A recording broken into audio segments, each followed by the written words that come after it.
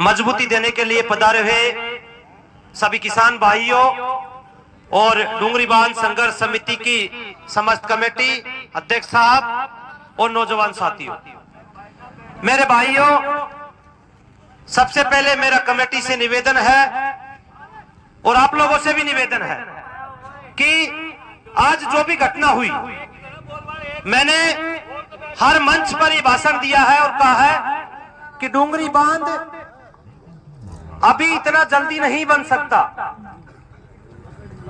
किसी भी आंदोलन को मजबूत करने के लिए आवश्यकता होती है।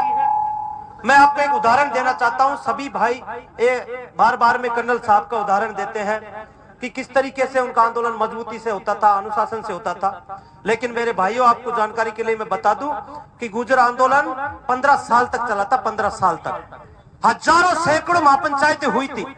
तो आप लोगों को उबने की आवश्यकता नहीं है। और कमेटी कोई एक व्यक्ति की नहीं है, कोई एक गांव की नहीं है। आप सबके गांवों में से एक एक व्यक्ति कमेटी में है और किसी भी निर्णय को, फैसले को मिलकर लेते हैं तो उसकी शक्ति होती है, ताकत होती है।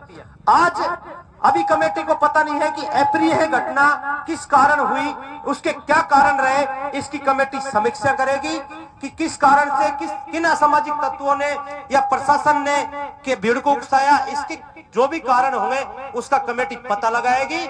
लेकिन मेरा सरकार से निवेदन है कि आप लोग इस बात को अच्छी तरीके से समझ लीजिए कि डूंगरी बांध संघर्ष समिति ने आज के इस ट्रैक्टर मार्च से पहले 4-5 महापंचायतें की है, जिसमें भाई मनोज जी, आप अभी कह रहे थे कि संख्या बल कम है, लेकिन आप लोगों को मैं बताना चाहता हूं और विश्वास दिलाना चाहता हूं कि हमने 5-6 महापंचायतें ऐसी की है जिसमें जितनी नजर जाती थी, जनसंख्या इतनी रहती थी, हजारों लाखों की तादाद में हमने महापंचायतें की है।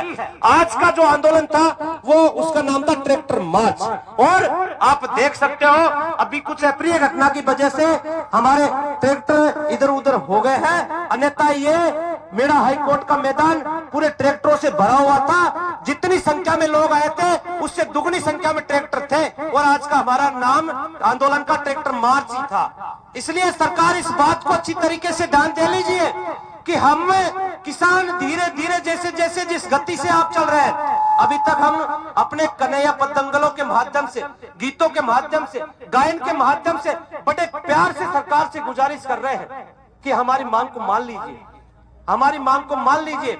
अन्यथा मेरे भाइयों, आप लोगों से निवेदन करना चाहता हूं कि जब किसान आंदोलन चल रहा था तो राकेश टिकैत जी की आंखों में आंसू आ गए थे। लाखों किसान उमड़ पड़े थे और काले कानून को सरकार को वापस लेना पड़ा था। लेकिन मेरे भाइयों, वही राकेश टिकैत जी जब चुनाव लड़े थे तो जीत नहीं पाए थे। इसलिए मेरा आप लोगों से निवेदन है कि सरकार की जड़ें हिलाने के लिए, इस जन विरोधी सरकार की जड़ें हिलाने के लिए मेरा तो आप लोगों से निवेदन है कि पंचायत राज चुनाव की घोषणा होने वाली है, पंचायत राज चुनाव होने वाले हैं। आप वोट की चोट से, वोट की ताकत से इस सरकार की जड़ें हिला दीजिए और पंचायत राज चुनाव में भारतीय जनता पार्टी का सुपड़ा साफ कर दीजिए। कि आप मेरी बात से सहमत है? खड़े हाथ कर मुझे विश्वास दिलाइए। और मैं कह रहा हूं कि ये डूंगरी बांध न सिर्फ बीजेपी के शासन में बनेगा, बल्कि सरकार का आप लोग बदलेंगे, अपने वोट की ताकत से सरकार चेंज करेंगे और वापस फिर ये मुद्दा चलता रहेगा। क्योंकि कांग्रेस भी हमारे पक्ष में इतनी मजबूती से नहीं आ रही जितना हमको उम्मीद है। कान जरूर निकालती है लेकिन पूरे दिल से हमारे साथ में नहीं है। हो सकता है कल मैं कांग्रेस का कार्यकर्ता हूं, आप लोग समझ लीजिए किस लिए कह रहा हूं। लेकिन कल कांग्रेस की सरकार रहेगी तो हम इस मुद्दे को लेकर कांग्रेस के भी खिलाफ बोलेंगे। और आप लोग इसी तरीके से ताकत बनाए रखिए, एकजुटता बनाए रखिए। कमेटी का निर्णय अंतिम निर्णय होगा।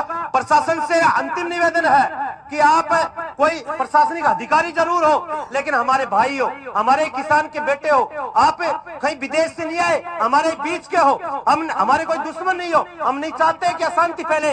इसलिए आपसे निवेदन है, शांति बनाए रखे। कमेटी का निर्णय अंतिम निर्णय होगा। आप सभी इसी तरीके से एकता बनाए रखें। किसान एकता। बहुत बहुत धन्यवाद। राम राम साहब।